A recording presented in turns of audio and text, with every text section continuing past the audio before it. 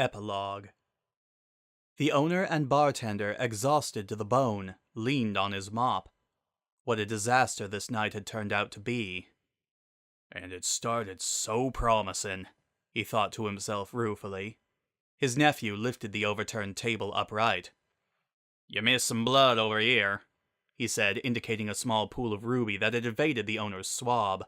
With a sigh, Ernest wiped away the filth.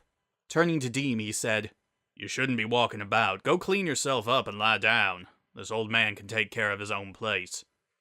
Deem clenched his jaw but made no move to leave. He brought his hand up and rubbed the side of his head where the warrior in green had roundhouse kicked him. "You needn't feel ashamed about the knight's death. It wasn't your fault." Ernest knew his nephew was beating himself up. Unnecessary and especially unhealthy after the bearded mountain man had done more than enough beating up. "That fella in green was of a different caliber than ya." The large man growled. "I should have stopped him at the door.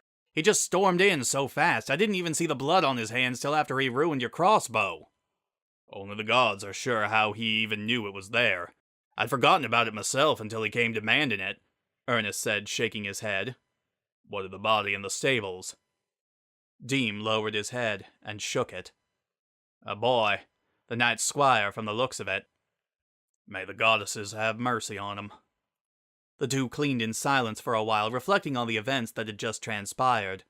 The man in green could have killed everyone in the bar if he wanted to. They both knew that. Why had he only killed the knight and his squire then? He let Deem and some of the lads off with bumps and bruises, yet he had been vicious against the knight. "Uncle Ernie?" "Yeah?" "Come see this."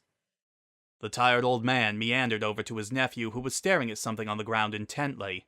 When Ernest saw it, he thought his heart would stop. "Well, I'll be," he said after a low whistle. "You think this is part of Tommy's tab?" Deem asked.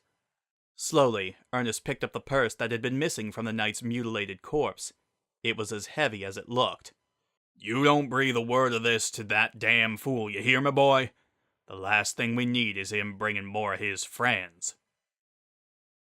The end.